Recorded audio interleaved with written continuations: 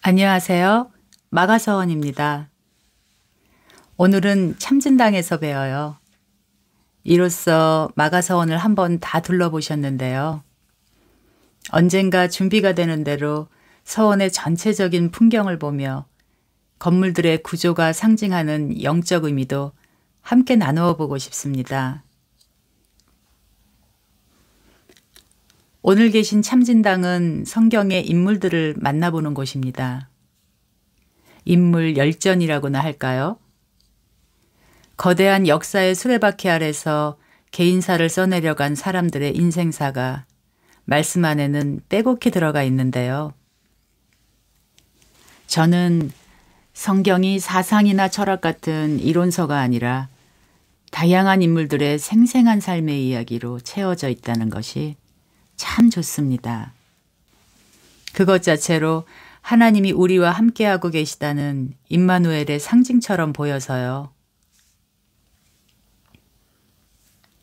아주 어린 시절 성경 말씀이 재미난 이야기로 쓰여져 있다는 것에 매료가 되어 주일날이면 오늘은 또 어떤 사람의 이야기를 전도사님이 해주실지 궁금해하며 교회로 달려갔던 기억이 납니다. 삶의 불행과 우여곡절에 처해 있는 사람들이 믿음으로 현실을 이기고 영웅으로 성장해가는 무용담은 제게 알 수 없는 위로를 주고는 했거든요. 인간은 항상 이야기를 필요로 하는 존재라지만 저는 특히나 이야기 듣는 것을 좋아했어요. 나름 조금은 불우하다고도 할 수 있었던 유년기를 보내야 했던 저에게 사자굴에서 살아난 다니엘 같은 류의 이야기들은 환상적으로 다가왔죠. 아마도 소위 말씀의 은혜라는 것을 어린 나이에 경험하게 된 것이 아닌가 싶은데요. 고난은 말씀과의 거리를 좁히니까요. 본격적인 시작에 앞서 너무도 당연한 이야기를 또 드리게 됩니다. 성경 말씀을 이해한다는 것이 참으로 어렵게 느껴지는 한 사람으로서 지금부터 드리는 저의 이야기는 그저 개인적인 묵상 정도로만 받아들여 주시면 감사하겠습니다. 어느 날부터는 성경의 절과 절 그 사이, 즉 문자로 표현되지 않은 그 빈 여백을 가만히 들여다보는 것이 더 좋아졌기에 오늘 나눔 역시 그 빈 여백에서 건져 올린 저의 상상이 가미된 주관적이고도 개인적인 의견이라는 점 미리 말씀드립니다. 원래 이번에는 영화 말없는 소녀와 연동해서 돌아온 탕자의 이야기를 준비하고 있었는데요. 그런데 지난 10월 27일에 광화문에서 교회를 중심으로 차별금지법을 반대하는 대규모 기도회가 있었습니다. 때마침 여성학을 공부하고 있는 중이라서 오늘날의 다양한 젠더의 개념과 연동되어 있는 페미니즘의 역사에 대해서 알게 되었는데요. 그러다 보니 자연스레 페미니즘의 올바른 방향성은 무엇일지, 진정한 페미니스트란 과연 어떤 사람을 말하는 것인지 하는 이런저런 질문들이 마음속에서 올라오더군요. 그러다 아비가일이야말로 시대를 초월해서 진정한 페미니스트적 삶을 살아갔던 여인이 아닐까 하는 생각을 하게 되었습니다. 네, 사무엘상 25장에 나오는 나발의 아내 아비가일입니다. 이 부부의 이야기는 시작부터 만만치 않은데요. 아내는 총명하고 아름다우나 남편은 완고하고 행실이 악하다고 묘사되고 있습니다. 부부의 이름을 알려주기도 전에 남편이 상당한 재력가임을 먼저 알려주는 것으로 말씀은 시작되고 있는데요. 그건 나발의 완고성과 악함이, 제게는 둘 다 같은 말로 들리지만요. 어쨌든 완고성과 악함이 어디로부터 기인된 것인지를 밝혀주고 있는 것 같습니다. 소유의 방식으로 물질을 축적하고 추구해가는 사람들의 마음은 물질의 힘이 쳐놓은 거미줄에 걸려들 수밖에 없기 때문이죠. 현대에서의 물질은 돈이 되겠죠. 물질은 인간 정신을 본능적인 욕망에 고착시켜버리고야마는 위험성이 아주 강한 힘이죠. 나발의 영혼은 예수님께서 누가복음 9장 25절에 말씀하신 어리석은 부자의 영혼과 함께 있게 될 운명처럼 보입니다. 사람이 만일 온 천하를 얻고도 자기를 잃든지 빼앗기든지 하면 무엇이 유익하리요? 라고 주님은 어리석은 부자에게 경고하셨죠. 나발은 자기를 잃어버린 사람입니다. 재물의 힘에 자기를 빼앗긴 사람입니다. 어느 철학자의 말처럼 행위는 있는데 행위자가 없는 상태이죠. 구원받아야 하는 상태입니다. 저는 이 단서들만으로도 아비가일의 마음의 고통을 충분히 상상할 수 있을 것 같습니다. 아이러니하게도 아비가일의 장점이라고 할 수 있는 그 총명함 때문에 아마도 아비가일은 더 괴로운 인생이 되었을 것 같은데요. 마라톤과 같은 긴 인생길을 어리석은 자와 동행을 해야 한다고 할 때 총명한 쪽은 필연적으로 괴로움에 처하게 되니까요. 게다가 나발의 어리석음은 재력이라는 힘으로 무장이 된 상태이고 가부장제 사회라는 시대적 압박까지 아비가일은 겪어야 했으니 그녀의 내적 고통은 아마도 어마어마했을 거로 추측이 됩니다. 남편과 함께 키워가고 싶은 사랑의 부재에서 오는 아내로서의 외로움과 아비가일의 성정으로는 도저히 받아들여질 수 없는 기가 막힌 일들이 남편에 의해 저질러지는 일상을 견디면서 안으로는 자기 내면과 밖으로는 집안을 추스러 가야 하는 한 인간으로서의 고뇌도 상당히 깊었을 것 같아요. 여기까지가 3절까지 묘사된 아비가일의 개인사입니다. 그런데 4절에서 갑자기 다윗의 이름이 등장하는데요. 이때부터 지층에 있는 개인사와 표층에서 흐르고 있는 거대한 민족적 역사, 즉 층이 다른 두 곳에서 흐르던 두 역사라는 물줄기가 하나로 만나져서 서로가 서로를 절묘하게 불러내는 방식으로 새로운 개인사와 새로운 민족사를 창조해가는 것을 볼 수 있습니다. 민족의 정신적 멘토이자 마지막 사사인 사무엘 선지자의 죽음과 제야 세력이라고도 할 수 있는 다윗의 무리들이 바란 광야로 옮겼다는 객관적 사실의 역사로 사무엘상 25장은 문을 여는데요. 이것이 바로 아비가일이 처한 시대적 배경이죠. 그런 시대적 배경, 사사시대에서 제대로 된 왕정시대로 넘어가는 과도기적 상황이 아비가일과 나발의 인생에도 결정적인 영향을 미치고야 맙니다. 그리고 이 두 역사를 이어주는 무명의 한 사람이 등장합니다. 하인들 가운데 하나라고 불려지는 사람입니다. 이 깨어있는 한 사람으로 인하여 역사의 두 물줄기는 만나게 되었고 새로운 방향으로 접어들게 되었습니다. 나아만 장군의 부인에게 엘리사를 알려준 어린 소녀와 같은 사람이죠. 저는 이런 무명의 사람들에게서 불현듯 발휘되는 영웅적인 면모에 더 짜릿한 감동을 느끼게 되는데요. 이런 사람들에게서는 빛나는 생기가 느껴지기 때문입니다. 주님께서 말씀하신 세상의 빛과 소금이라고 할 때이 바로 그 빛의 생기이죠. 태초에 하나님께서 인간에게 불어넣어 주신 생기라 할 때의 바로 그 생기 말입니다. 이들에게는 두 가지의 보물이 그들의 마음 안에 있는데요. 바로 하나님의 성품인 사랑과 공의이죠. 그것은 여기 등장하는 하인에게서도 엿볼 수 있습니다. 먼저 공의라는 측면에서는 그의 주인 나발이 다윗의 전령들을 모욕한 것은 옳지 않은 행위임을 그는 조목조목 제시하고 있습니다. 자신들이 들에 있었을 때, 위험에 처해 있었을 때 다윗의 부하들이 그들을 지켜주어서 자신들이 다치거나 생명을 잃은 것이 없었음을 기억합니다. 아주 구체적이고도 진솔한 감사의 마음을 그는 간직하고 있었습니다. 당연히 여기지 않았습니다. 하나님께 받고 있는 은혜에 대한 감사를 기억하고 간직하는 것이 공의의 첫 출발이라 여겨집니다. 사랑이라 함은 그는 지금 다윗의 계획을 아주 상세하게 알고 있습니다. 아마도 들에 있을 때 친하게 된 다윗의 부하들이 미리 알려주었겠죠. 이 좋은 사람은 그들도 살려주고 싶었을 테니까요. 그런데도 그는 자기 혼자서 도망을 하거나 다윗의 무리에 합류하거나 하지 않고 아비가일을 찾아갑니다. 언제 다윗의 부하들이 들이닥쳐서 몰살을 당할지도 모르는 위험한 순간에 아비가일을 찾은 것이죠. 이는 그가 평상시에 아비가일이 어떤 여인인지를 알아보았다는 것이고 그로 인해 그녀를 얼마나 신뢰하게 되었는지에 대한 증거입니다. 그 당시 여인들의 말은 힘이 없었죠.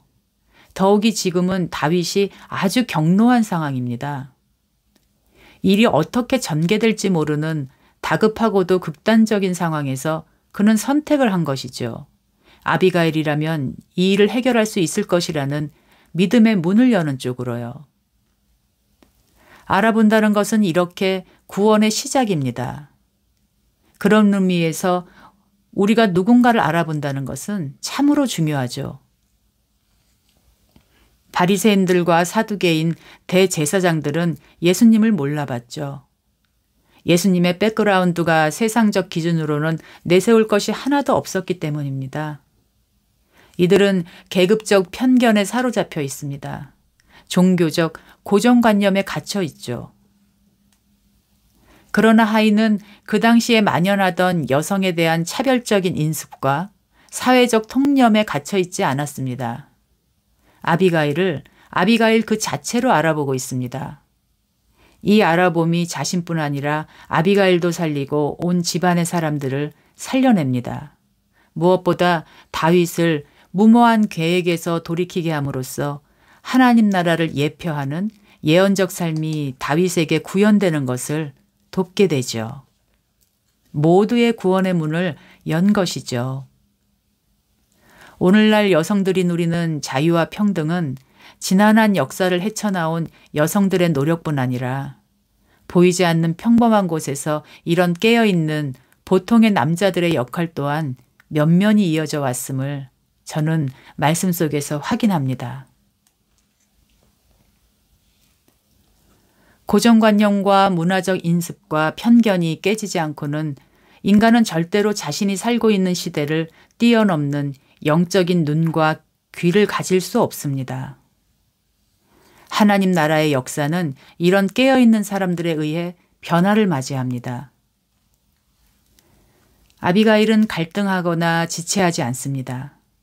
남편 나발에게는 말하지 않고 준비한 음식들을 가지고 길을 바로 떠납니다. 아비가일 또한 하나님의 사랑과 공의로 일어섭니다. 아비가일의 인생에서 하나님의 공의가 구현되고 있었다는 증거는 남편 나발로부터의 독립입니다. 가부장제 사회에서 특히 재물을 중요하게 여기는 남편에게 의논 한마디 하지 않고 그 많은 재물들에 손을 댄다는 것은 그 뒷감당의 몫이 자신에게 어떤 형태로 쏟아지더라도 그 모든 걸 감수하겠다는 의지의 발로입니다. 이것은 아비가일이 인격적으로 나발로부터 독립되어 있기에 가능한 일이었습니다. 이 장면은 사도행전 5장 아나니아의 아내 삽비라와는 대조를 이룹니다. 삽비라는 불의한 남편의 길을 아무 생각 없이 따라갔죠. 그 결과는 치명적이었습니다. 남편을 사로잡고 있던 죽음의 세력에 끌려 들어갔죠.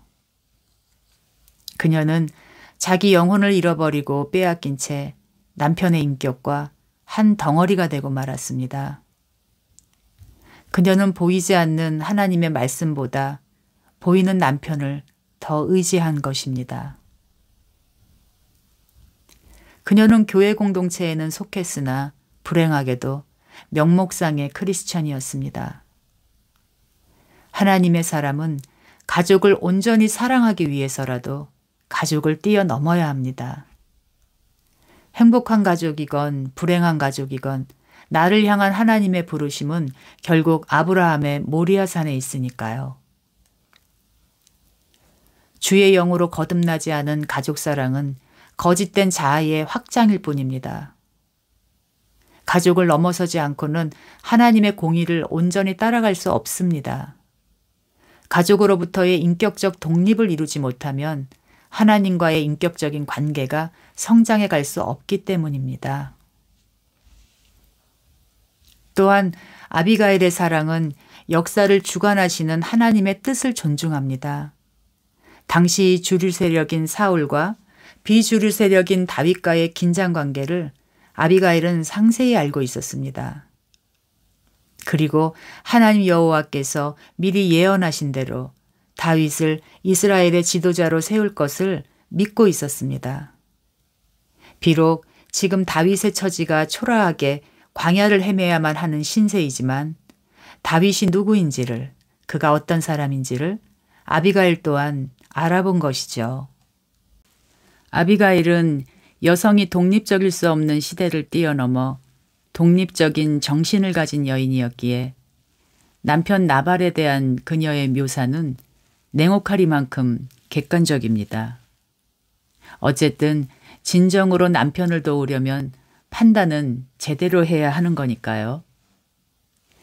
아비가일은 더 이상 남편을 통해 자신의 유익, 그것이 유형적인 것이든 무형적인 것이든 얻어낼 마음이 없었기에 투명하게 남편의 상태를 볼 수 있었던 것이죠.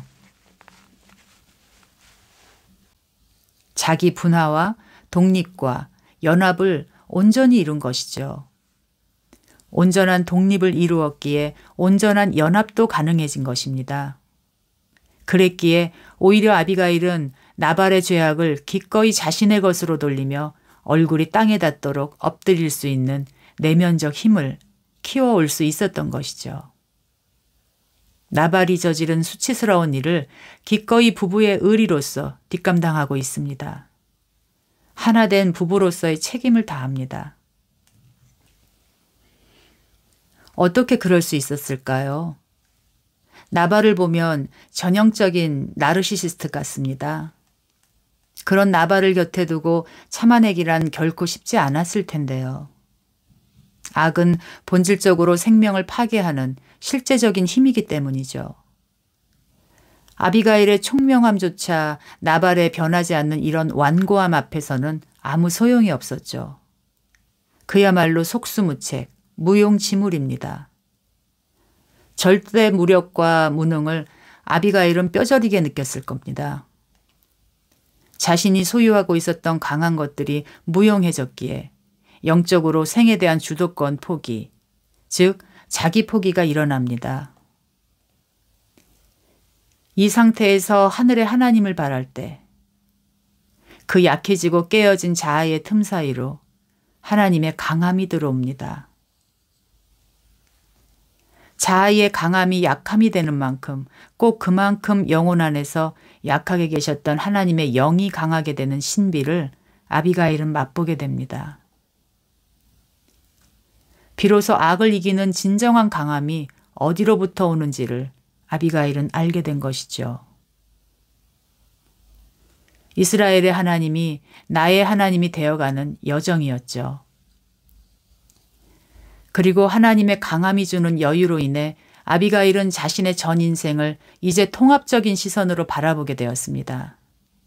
영안이 열리자 남편 나발은 나의 영혼을 구원하고 계시는 하나님의 손에 붙잡힌 막대기라는 것이, 날마다 나를 깨뜨리고 내 안으로 들어오고 싶어 하시는 하나님의 강렬한 사랑이었다는 것이 이제는 보입니다. 저주가 바뀌어 하나님의 사랑이 되었고 그 사랑이 영적 축복을 불러왔습니다. 그러자 아비가일 마음속에서 고인물처럼 있었던 때문에라는 단어들이 사라졌습니다. 이런 나발과 결혼시킨 부모님 때문에, 이렇게 제정신이 아닌 남편 때문에, 단지 여자라는 이유 때문에, 가부장적 시대의 차별 때문에 그렇게 수많은 때문에가 그녀의 마음속에서 사라져간 것입니다. 오직 내 삶의 모든 이야기를 창조하고 계시는 창조의 하나님의 능력의 손만 보일 뿐입니다. 이러한 고백을 마음속에 품은 진정한 믿음만이 하나님을 향한 사랑을 이끌어내죠. 여기까지 도달한 아비가일의 인생 여정이 아비가일만의 좁은 길이었던 것입니다. 나는 스스로 있는 자다라고 말씀하신 하나님이 고통으로 깨어진 아비가일의 내면 안으로 들어가시자 아비가일의 행복은 이제 외부 세계에 의존된 행복이 아니라 스스로의 내면 안에서 충족되는 진정한 행복이 되었습니다. 이제 아비가일의 마음을 휘저을 수 있는 것은 세상에 아무것도 없습니다. 내 마음의 애를 끓게 하는 것, 그것이 바로 우상입니다. 아비가일의 내면 안에서 우상들은 거의 다 부서져 갔습니다. 그녀의 진정한 독립과 진정한 연대는 이렇게 하나님의 공의와 사랑 안에서 이루어졌습니다. 저는 이것이 이 시대의 페미니즘이 지향해야 할 방향이라고 생각됩니다. 이제 아비가일의 삶은 새로운 국면으로 접어듭니다. 남편 나발의 죽음이죠. 저는 이 대목에서도 아나니아와 삽비라의 죽음이 연상이 되는데요. 베드로 사도의 말을 듣고 두 사람이 갑자기 죽게 된 것처럼 나발도 아비가일에게 그 모든 일에 내막을 듣게 된 연후에 갑자기 죽게 됩니다. 저는 이 부분이 두 가지로 해석이 되었는데요. 첫째는 아비가일의 영성이 베드로 사도처럼 사도적 영성으로 성장하여 그녀의 입술의 말에 권세가 생긴 것으로도 보여지기도 하고, 또 다른 상상은 아비가일로 인해 나발이 죽기 직전에 회개의 영을 받아 구원에 이른 것이 아닌가 하는 생각도 듭니다. 은혜라는 보호막이 없이 자신의 영혼의 실상을 보게 된 자는 나발처럼 갑자기 죽을 수도 있습니다. 그만큼 인간 영혼의 실상은 비답해서 참혹하기 때문이죠. 그러나 저는 두 번째 상상이 마음에 듭니다. 비록 죄에 대한 징계는 받았으나 회개의 영으로 나발의 영혼은 구원을 받았다고 믿고 싶어집니다.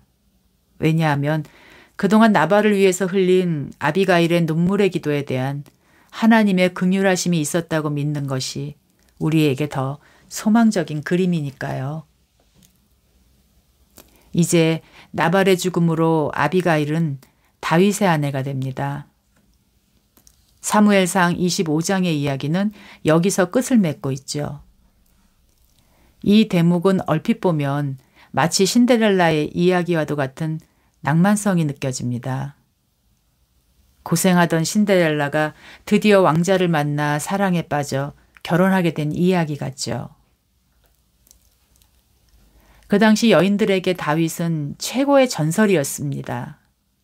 골리앗을 무찌른 다윗을 위해 처녀들이 노래까지 지어 불렀을 정도니까요. 그런 남자의 아내가 되었으니 아비가일은 드디어 자신의 수준에 맞는 남자를 만난 것 같은 인간적인 행복감이 들지 않았을까요? 아비가일이 급히 일어나 다윗이 보낸 전령들을 따라갔더라 하는 말씀에서 유독 급히라는 부사가 눈에 띄는 이유입니다. 그리고 나발의 죽음 이후 나발에 대하여 그 어떤 언급도 하지 않는 것을 보아서도 알 수 있죠. 그렇다고 그녀에게 너무했다고 말할 수는 없겠습니다. 그녀의 마음이 이해가 되지요.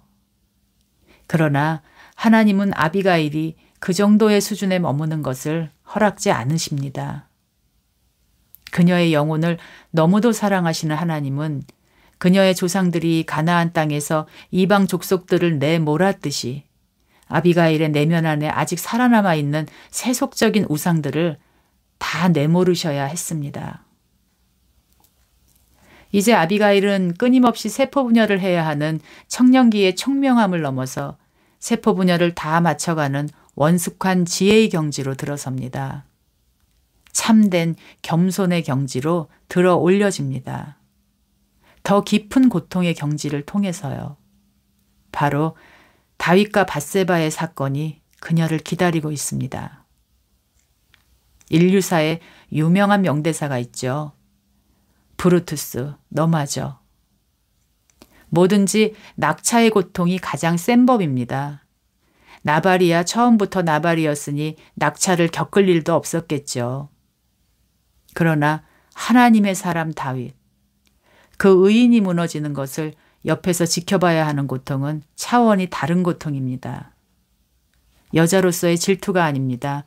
이미 아비가일은 그간의 고통을 통해 그런 경지는 넘어선 사람입니다. 내가 그렇게 존경했던, 그래서 흠모했던 사람, 하나님의 사람 다윗. 그 다윗이 정욕에 사로잡혀 살인까지 저지르며 추락해가는 과정을 아비가일은 지켜보아야만 했습니다. 아비가일의 인생의 가장 혹독한 광야의 시간이 아니었을까 싶습니다. 우리아는 사실 젊은 시절의 다윗이죠. 다윗이 다윗을 죽인 것입니다. 한때 다윗은 자신의 생명보다 신하들의 생명을 더 사랑하고 끊임없이 자신을 성찰하는 믿음의 사람이었죠. 그런 다윗이 여자에게 빠져 충직한 부하를 사지로 몰아넣은 것입니다. 아비가일은 똑똑히 보았습니다. 하나님의 은혜의 손을 떠난 인간에게 무엇이 남게 되는지를요. 그동안 다윗이 다윗 될 수 있었던 것은 오직 하나님의 은혜였다는 것을요. 아주 오래전에 평생 잊혀지지 않는 농담을 목사님 사모님께 들은 적이 있는데요. 교회 여전도의 모임이었습니다. 그때 다들 자기 남편들에 대한 불만을 사모님께 토로하며 목사님 같은 좋은 분이랑 사시는 사모님이 부럽다고들 한마디씩 했는데요. 그때 사모님께서 의미심장한 미소를 지으시며 갑자기 암컷 펭귄이 왜 평생 짝을 바꾸지 않고 한 남편하고만 사는지 아냐고 물어오셨습니다. 모두가 의아해서 아무 말도 하지 못하고 있는데 사모님이 낮은 목소리로 한마디 하셨죠. 이놈이나 저놈이나 그놈이나 다 똑같아서야. 우리는 박장대소를 하였습니다. 정말 아비가일의 심정이 이르지 않았을까요? 다윗 안에도 나발이 있었던 거죠. 아니, 나발보다 더했습니다. 나발 위에 물질의 힘뿐만 아니라 권력이라는 옷까지 덧입혀지자 이 나발은 사람까지 죽입니다. 그것도 의인을 죽입니다. 저는 우리아가 아무것도 모른 채 전장에 나갔다고 보지 않습니다. 그는 다 알고 갔을 것 같습니다. 아내 밧세바와 다윗 사이에 무슨 일이 벌어졌는지도 알았을 것이라고 상상이 됩니다. 그 정도로 충직한 자가 그 정도로 둔할 수는 없으니까요. 하나님께서 나단 선지자를 보내셔서 그의 죽음을 한탄하실 정도라면, 그 정도로 주목하시는 죽음이라면 하나님과는 죽음을 뛰어넘는 관계로 맺어져 있었을 사람이라고 생각됩니다. 다윗의 뜻이 아니라, 다윗 때문에 죽은 것이 아니라 우리아 자신만큼은 하나님의 뜻을 따라간 것이라고 여겨집니다. 그는 알았죠. 하나님의 뜻은 선하시고 그 선은 죽음을 넘어서 있다는 것을요. 하나님은 우리아의 인생에 진정한 사랑의 길로서 도전하셨고 우리아는 그 도전에 죽음으로써 응전하였습니다. 다윗과 밧세바를 사랑한 대가였죠. 가인을 사랑한 아벨의 죽음을 닮았죠. 그리고 나를 사랑한 예수님의 죽음을 예표한다고 생각합니다. 왜냐하면 그의 죽음이 다윗에게는 죽어가던 영혼에 더 깊은 호흡을 되돌려준 새 생명이 되었으니까요. 우리아의 죽음과 아비가일의 탄식 어린 중보기도로 다윗은 나단 선지자의 책망 앞에서 무릎을 꿇을 수 있는 은혜를 받았고, 그런 다윗이 남긴 회개의 기도를 통해 우리 또한 우리 영혼 안에 곡진한 회개의 길이 있다는 것을 알게 되었습니다. 이제 아비가일은 물질, 돈을 떠나 권력의 실상을 보게 되었습니다. 그것이 인간 영혼을 어떻게 파멸시키는지를요. 그래서 그의 아들에게는 길르압이라는 이름을 지어줍니다. 길르압이라는 이름의 뜻은 사람의 움직임을 제한한다는 뜻입니다. 조용히 살아가야 하는 사람이죠. 온 사방이 나발 같은 인간들이 득식을 대는 왕궁에서 그의 아들은 권력을 쫓지 못하게 이름을 지어주었고 그 이름 덕분에 잔인한 권력 다툼에서 길르압은 목숨을 건집니다. 아비가일은 이제 그녀의 가슴 속에 남아있었던 단 하나의 우상, 낭만적 사랑에서도 자유로운 영혼이 되었습니다. 물질과 권력에서도 자유로운 영혼이 되었습니다. 그녀의 영혼은 세상에 있으나 세상에 있지 않게 되었습니다. 그녀의 마음을 가득 채우고 있는 것은 오직 하나님을 향한 사랑과 그분의 임재뿐입니다. 천국, 하나님 나라가 아비가일의 마음 안에서 이루어졌습니다. 이것이 우리 개개인을 향한 하나님의 도전적 역사의 목적입니다. 그리고 그 역사의 끝에서 가난한 심령이 된 그녀는 알게 됩니다.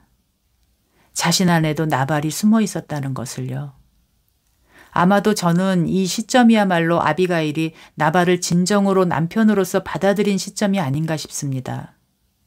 그 옛날 다윗 앞에서 숙였던 머리를 이제는 다시는 만나볼 수 없는 나발의 발 앞에서 숙였을 것 같습니다. 형 에서 앞에서 땅에 엎드려 머리를 조아린 동생 야곱처럼요. 나발을 보며 자신도 모르게 그의 행위와 자신을 비교하며 쌓아갔던 자기의가 산산이 부서졌으니까요. 자신 또한 나발과 다른 것이 하나도 없는 인간이라는 것을 다윗의 추락을 보며 비로소 진실하게 알게 된 것입니다. 나발을 변화시키는 것, 나발이 변화되는 것이 자신의 인생의 승리였던 것이 아니라 그럼에도 불구하고 그가 나를 통해 사랑받는 존재가 되는 것이 진정한 승리였음을 뒤늦게 알게 된 것이죠. 비록 그가 사랑받는다는 의미조차 모를지라도 말이죠. 그런데 자신의 자아 안에는 이 사랑, 원수를 사랑하는 참된 사랑을 할 수 있는 능력이 없음을 보게 됩니다. 아비가일은 하나님께 올려드릴 만한 믿음과 사랑에 부합하지 못하는 인간의 한계와 불완전성에 대하여 탄식합니다. 그리고 그 탄식은 말씀의 언약을 깨닫게 하며 장차 오실 일을 향한 소망으로 바뀝니다. 결국 이 긴 역사의 여정을 통해 나발은 자신도 모르는 사이에 아비가일을 낳았고 아비가일은 눈물의 기도로 다윗을 낳았고 다윗은 회개의 산통을 지나 예수를 낳았습니다. 우리 모두의 역사도 이 예수를 낳는 여정인 것입니다. 얼핏 보면 다람쥐 쳇바퀴처럼 돌아가는 것이 우리네 인생 같다고 하지만 하나님은 끊임없이 아비가일의 인생을 고통으로 두드리신 것처럼 우리네 인생에도 그렇게 크고 작은 도전을 계속 걸어오십니다.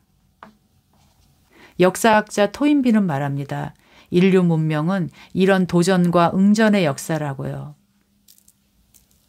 구원의 실현을 위한 하나님의 도전에 아비가일처럼 시대와 상황을 뛰어넘어 하나님의 사랑과 공의로 응전할 때 원수도 사랑할 수 있는 진리의 길은 열릴 것이며 그 길을 묵묵히 걸어가는 사람은 자신의 영혼뿐만 아니라 다른 이의 영혼의 참 생명, 예수의 생명을 낳는 자가 될 것입니다. 그러면 그렇게 걸어가는 자들의 개인사를 통해 능력의 하나님은 새로운 역사의 물줄기를 창조해 가시리라고 믿습니다. 저는 이런 사람이 진정한 페미니스트라고 여겨집니다. 끝으로 저는 이 모래알처럼 작고 작은 나의 일상을 터치하시는 하나님의 도전에 제가 어린아이처럼 응답할 때 그런 내 삶의 이야기를 크신 하나님의 나라의 구원의 역사로 재창조해 가시는 기이한 능력이 하나님 안에는 있다고 믿습니다. 여기에 나의 하루에 위대함이 있습니다. 믿음의 사람은 이 하나님의 구원의 뜻이 실현이 되어 가고 있는 거대 역사의 위대함 안에서 오직 지금 여기에서 오늘만을 살아가는 사람입니다.